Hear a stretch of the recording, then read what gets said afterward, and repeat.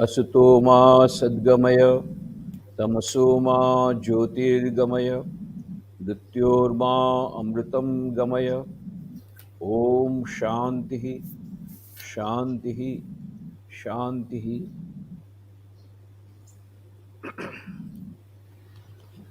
All the respected dignitaries present online,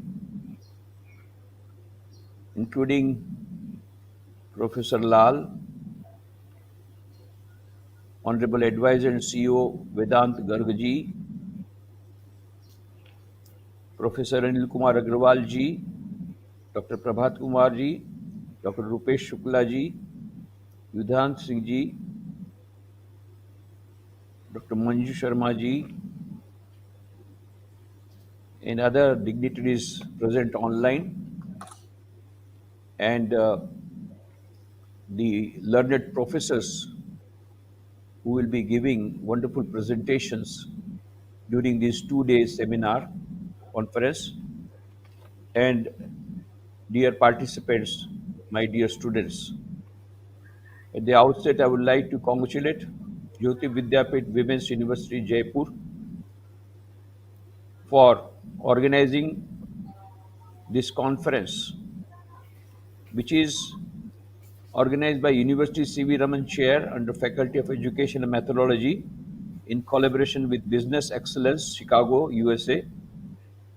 And the topic is also very important and relevant: challenges and opportunities in science, engineering, and technology for societal development. When we are talking about science, engineering, and technology, there are many things, many challenges, and many opportunities. And many learned professors and scholars are going to give their presentation during these 2 days. And I send my prayerful best wishes. I convey my prayerful best wishes for the grand success of the conference. And I'm sure after listening to these learned professors, we will have a better idea on this topic: what are the challenges, what are the opportunities, and this will help the students in their further march towards acquisition of knowledge and in the performance that they will be having in their life in the days to come. There are many challenges, many opportunities. One of the challenges is AI, artificial intelligence. Now, what impact it will have? Just now we heard something from Anil Agrawal ji. One more important thing is that the robot may bring coffee for you, maybe the perfect coffee also. Maybe instead of cigarette, we take it for granted that the robot has been built very nicely, efficiently, and so it will not add salt instead of coffee, instead of sugar. We presume that even if it is a perfect coffee, but it cannot add the love that the wife is adding when giving the coffee. We must remember that. What type of society would like? Do we want a society of robots? Do we want a society of machines? It is in this context that we must remember. We must have AI, we cannot avoid it. Science and technology has to advance. Communication technology has to advance. Of course, there will be more and more discoveries, and we must take benefit of these. But at the same time, there should be a red light. We must understand we should not lose our basic grooming, and we must understand that as human beings, we are how much different we are from the robots. What is it that differentiates between the robots and human beings? Do we want that human beings become like robots? Then what will be the difference? And if we then we must understand what is it that differentiates a robot of the supreme quality of the best quality in future from a human being. And this is the difference the modern science has pointed out. The difference is in EQ and SQ. IQ is available with all these species, including computers, including robots. EQ, emotional intelligence, is not available with robot. Robot will not weep if you lose your child. Is not going to weep. But your wife will weep. Your friend will weep. So we must understand emotional intelligence is more important than IQ. And one step further, what is this that differentiates human beings from all the other species? And that is SQ. Dana Zohar, she is a professor in Oxford University. She has written a book. The name of the book is SQ, Spiritual Intelligence, the Ultimate Intelligence, where she says neurologically, physiologically, biologically, psychologically, from every point of view, there is a concluding evidence that there is something called SQ, which is the basis of both IQ and EQ. What is IQ? IQ will tell you how to play the game of life. What is EQ? EQ will tell you how to play the game of life under changed circumstances with changed strategies. And what is SQ? SQ will tell you why to play the game of life. What is the meaning of life? What is the purpose of life? Why we are born? What do we want to achieve before we die? This special prerogative of human beings, we are forgetting. People, human beings are becoming robots. And when it is a competition between robot and robot, the artificial robot will win. If it is only bit about the external efficiency, what about the emotions? What about the divinity which is in human being? The purpose of life is to manifest the divinity within by controlling nature external, internal. This is the message of Vedanta, which was given by Swami Vivekananda in his book on Raj Yoga. Each soul is potentially divine. The goal of human life is to manifest this divinity within by controlling nature external and internal. Do this either by work or worship or psychic control or philosophy, by one or more or all of these, and be free. This is the whole of religion. Doctrines, dogmas, rituals, temples, churches, mosques are but secondary details. So this spirituality, which is different from religion, which is different from following rituals, is very important. And this spirituality, this SQ, the spiritual quotient, this will differentiate the human beings from the robots. And if we do not develop this SQ and EQ along with IQ, we are going to become prone to become this one.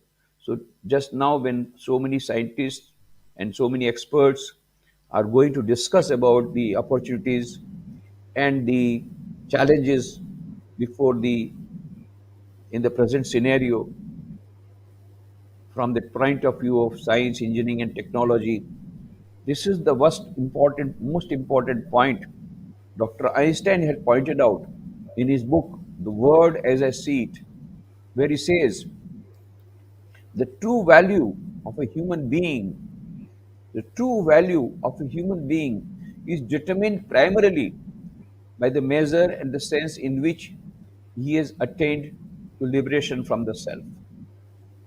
So this particular prerogative of a human being, developing SQ, going beyond time, space, and causation, having the capacity of experiencing infinite joy, infinite bliss, infinite happiness, infinite knowledge, which is our birthright, that special prerogative should not be forgotten when we are going for the mad race of the weapons.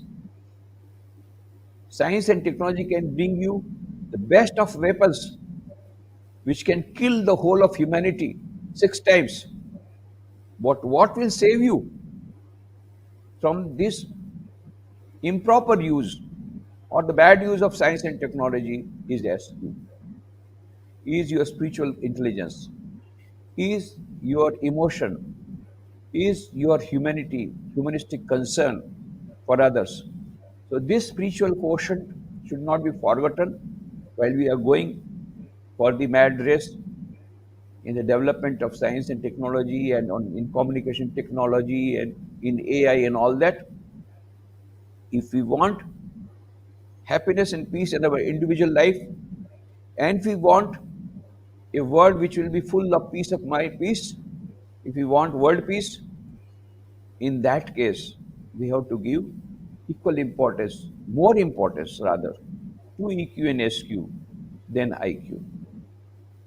We have come a long way in our development of science and technology in our country, and we have to go a long way. Swami Vivekananda said, India shall conquer the whole world by spiritual culture. And he said, India will become so great that its past glory will fade into insignificance. And how glorious was India in the past? In every sphere of life, India was on top of the world in science and technology, in engineering, in architecture, in mathematics, in algebra, in medicine, surgery, in every field, India was on top of the world. We have to regain that position. But for that, we have to remember science and technology should go hand in hand with spirituality. Then we will have a science and technology which will be beneficial in nature, which will bring not only prosperity but also peace at the individual level and at the collective level. I will end with a very important incident that happened in the life of Jamshedji Tata. Jamshedji Tata was traveling with Swami Vivekananda from Japan to Chicago by the steamer Empress of India.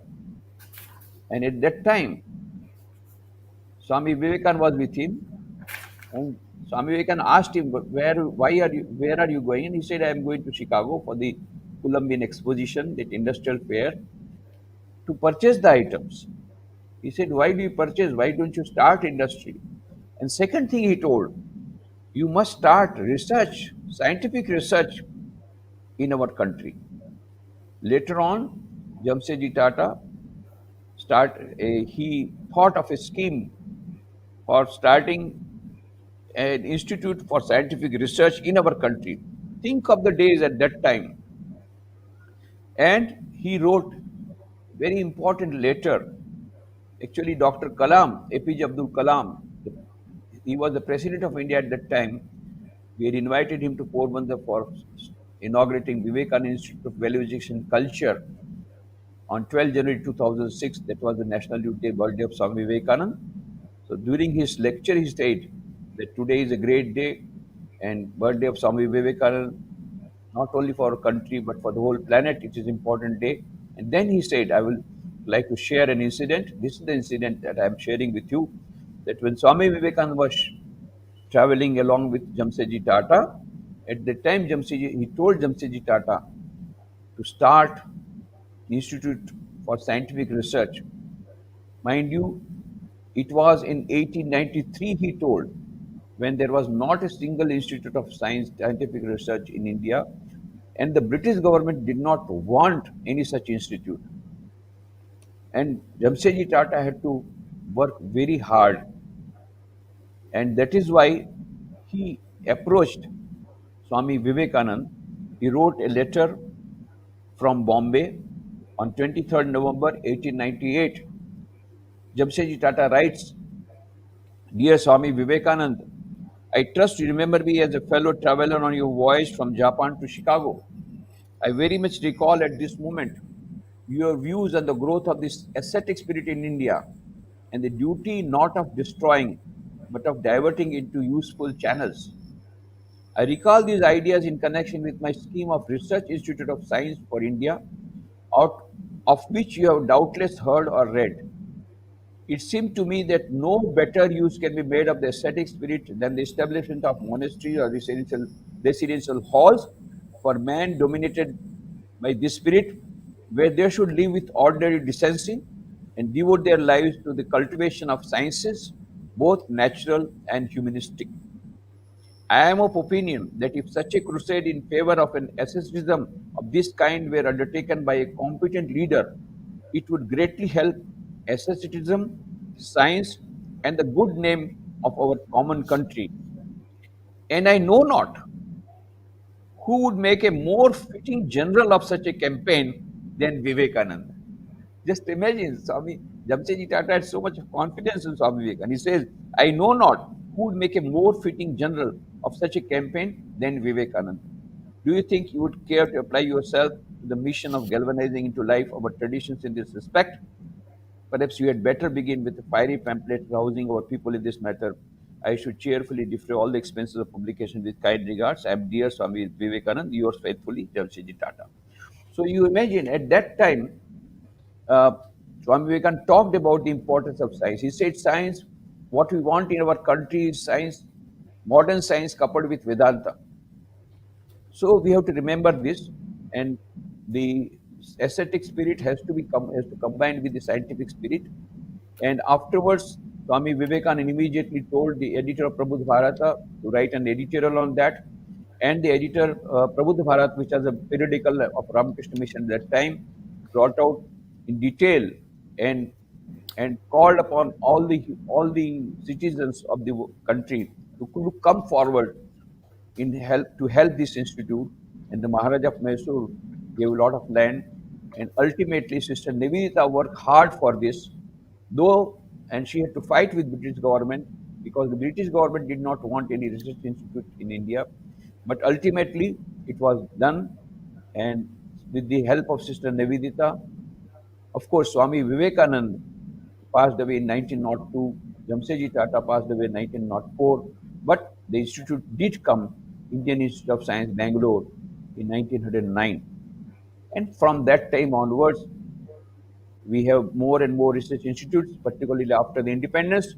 After the British have left, we are marching forward.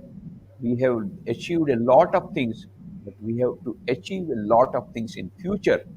And while we are marching forward, we must take care of speed. More importantly, also, we must have speed, of course, but we must not lose the sight of the direction. Are we going the right direction? So that is why spirituality and science has to combine, jointly move forward for the good of the country, for the good of whole of humanity, and for individual happiness and peace. Thank you very much.